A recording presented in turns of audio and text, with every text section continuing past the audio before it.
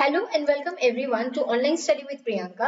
যে সমস্ত স্টুডেন্টসরা পলিটেকনিকের ফার্স্ট ইয়ারে ভর্তি হতে চাইছো এবং পিএফডব্লিউ স্কিমের এই যে ফরম্যাট এটা ডাউনলোড করবে, কিভাবে করবে, কি কি সুবিধা পাবে, কাকে দিয়ে সিগনেচার করাতে হবে এবং এটা কেমন দেখতে হবে। তো দেখো, সবার প্রথমে তোমাদের যে এক্সাম যে ব্রাউচার দিয়েছে তার মধ্যে থেকেই তোমরা এই টিউশন ফি ওয়েভার স্কিমের যে পেজটা, এই ফরম্যাটটা এখান থেকে ডাউনলোড করবে।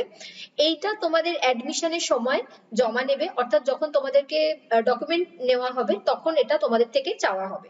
তো এখানে কি কি লিখতে হবে সেটা বলবো, তার আগে তোমাদেরকে বলবো যে তোমরা কি কি সুবিধা পাবে। তো জাস্ট আগের ইয়ারের কথা তোমাদেরকে বলছি, সেন্ট্রাল ফুটওয়্যার ট্রেনিং সেন্টারের কথা বলছি। তো সেখানে ধরে নাও অ্যাডমিশন যে নেওয়া হয়েছিল সেটার ফিস হচ্ছে 835 টাকা। তো যদি তুমি টিএফডব্লিউ আন্ডারে ভর্তি হও তাহলে তোমার কিন্তু সেখান থেকে 600 টাকা মাইনাস হবে, কারণ টিউশন যে ফিজ সেইটা তোমার মাইনাস হবে, অর্থাৎ 235 টাকা নেওয়া হবে তোমার অ্যাডমিশন ফিজের জন্য এবং সেশন চার্জের জন্য 50 টাকা নেওয়া হয়েছিল, অর্থাৎ টোটাল 285 টাকায় কিন্তু ভর্তি কমপ্লিট হয়ে গিয়েছিল। এবং আরো একটা সুবিধা তোমরা যেটা পাবে, কোন স্টুডেন্ট যদি টিএফডব্লিউ স্কিমের আন্ডারে অ্যাডমিশন নাও সেক্ষেত্রে কিন্তু তোমাদের আপ টু 5% একটা সিট ইনটেক থাকে, অর্থাৎ এটার জন্য কিন্তু আলাদা একটা রিজার্ভেশন পাবে।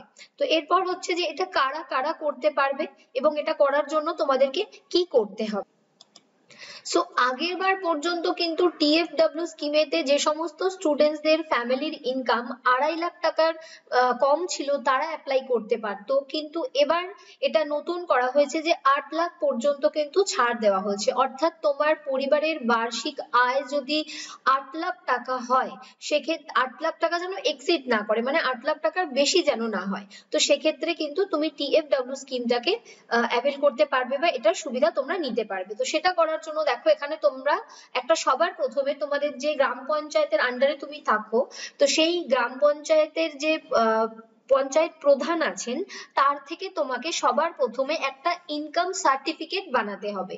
তো ওনাকে গিয়ে বলবে যে তুমি এরকম অ্যাডমিশন নেবে, সেটার জন্য তুমি টিএফডব্লিউ একটা স্কিমের আন্ডারে এটা তুমি অ্যাভেল করতে চাইছো, তো সেটার জন্য উনি যেন তোমাকে একটা ইনকাম সার্টিফিকেট দেয় এবং সেই ইনকাম সার্টিফিকেটের মধ্যে তোমার নাম, তোমার বাবার নাম এবং তোমরা সেই এলাকার পার্মানেন্ট বাসিন্দা এবং তোমাদের যে পারিবারিক বার্ষিক আয়, এই জিনিসগুলো মেনশন করে যেন তোমাদেরকে একটা ইনকাম সার্টিফিকেট উনি প্রোভাইড করেন। তো সেই ইনকাম সার্টিফিকেটটা তোমাদেরকে নিতে হবে, নিয়ে তুমি যে মিউনিসিপ্যালিটির আন্ডারে থাকো সেই মিউনিসিপ্যালিটিতে যাবে এবং সেখানে গিয়ে সেখানের যে বিডিও অফিসার বা এক্সিকিউটিভ যে অফিসার থাকেন বা যে কোনো গ্রুপ এ গেজেটেড র্যাঙ্কের যে অফিসাররা থাকেন তাদেরকে দিয়ে এই যে ফরম্যাটটা, এই ফরম্যাটটা তোমাকে বানাতে হবে। তো তোমার ইনকাম সার্টিফিকেটটা কিন্তু গ্রাম পঞ্চায়েতের মানে পঞ্চায়েতের যে প্রধান বা পৌর প্রধান যিনি থাকছেন সেখান থেকে তোমাদেরকে নিতে হবে এবং সেই সার্টিফিকেটটা দেখে কিন্তু তোমাদের যে মিউনিসিপ্যালিটির যে অফিসার থাকছেন তিনি এটাকে তোমাদেরকে ফিল করে দেবে। এখানে তোমাদেরকে একটা পাসপোর্ট সাইজ ছবি লাগাতে হবে।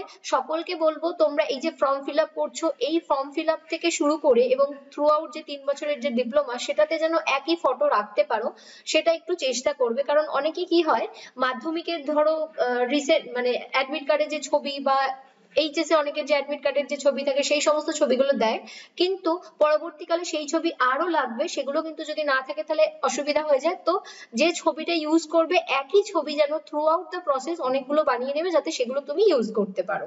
তো এখানে তোমাকে তোমার ছবি পেস্ট করতে হবে, তারপরে তোমার নাম, এগুলো তোমাকে কিছু করার দরকার নেই, এগুলো ওনারাই করে দেবেন। তোমার এখানে নাম মেনশন করা থাকবে, তোমার ডিস্ট্রিক্ট কোন পোস্ট অফিসের আন্ডারে এবং কত টাকা তোমার ফ্যামিলির ইনকাম সেটা, ডেট, প্লেস, এগুলো সব ওনারাই করে দেবেন। সিগনেচার, অর্থাৎ যিনি করছেন এটা ওনার সিগনেচার এবং ওনার যে সিল সেটা দেবেন এবং তোমার যে ছবি সেই ছবির উপরেও যেন একটা সিল থাকে সেটা তোমরা একটু লক্ষ্য করে নেবে। যেমন ধরো এটা দেখো, এটা আগের ইয়ারের একটি স্টুডেন্টের, তো এই ছবির উপরে কিন্তু উনি সাইন করবেন এক্সিকিউটিভ অফিসার, তোমার যে মিউনিসিপ্যালিটি সেই মিউনিসিপ্যালিটির আন্ডারে ওনার এটা স্ট্যাম্প এখানে দিয়ে দেবেন।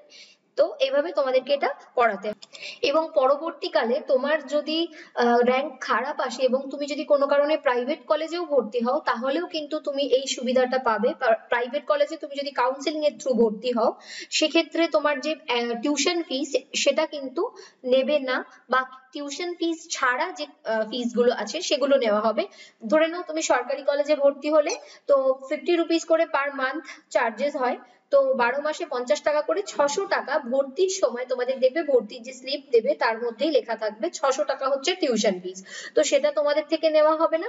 এবং তুমি যদি ধরে নাও প্রাইভেট কলেজে ভর্তি হও তাহলে 1500 টাকা করে যে টিউশন ফিস অর্থাৎ 18,000 টাকা তোমার ভর্তির যে টোটাল টাকা সেখান থেকে কিন্তু 18,000 টাকা মাইনাস করবে তুমি যদি টিউশন ফি ওয়েভারের আন্ডারে কাউন্সেলিং এর থ্রু ভর্তি হও। ওকে, তাই সকলকে বলবো যেহেতু তোমাদের লাস্ট ডেট অনেক দেরি আছে 15 মে পর্যন্ত লাস্ট ডেট, তাই তুমি যদি এর আন্ডারে পড়ো ডেফিনেটলি আগে কিন্তু এই সার্টিফিকেট গুলো বানিয়ে নাও এবং তারপর তোমরা ফর্মটা ফিল আপ করো। কারণ এটা বলছি যে আগের বার এরকম হয়েছিল অনেকে কোনো কারণে হয়তো সার্টিফিকেটটা বানাতে পারেনি বা তাকে সার্টিফিকেটে প্রোভাইড করা হয়নি, সেক্ষেত্রে তুমি যদি একবার টিএফডব্লিউ তে দিয়ে দাও আর পরে যদি সেটা প্রোভাইড না করতে পারো তখন কিন্তু অ্যাডমিশনটা তোমার ক্যান্সেল করা হতে পারে বা হয়তো তোমাকে সেই রাউন্ড থেকে বাদ দিয়ে দিল, আবার হয়তো তোমাকে স্পট কাউন্সিলিং এ নতুন করে ফর্ম ফিল আপ করতে হবে। তো সেই ঝামেলাতে যাতে না যেতে হয় তো সবার প্রথমে আগে সার্টিফিকেটটা রেডি করে নাও এবং তারপর ফর্মটা ফিল আপ করো।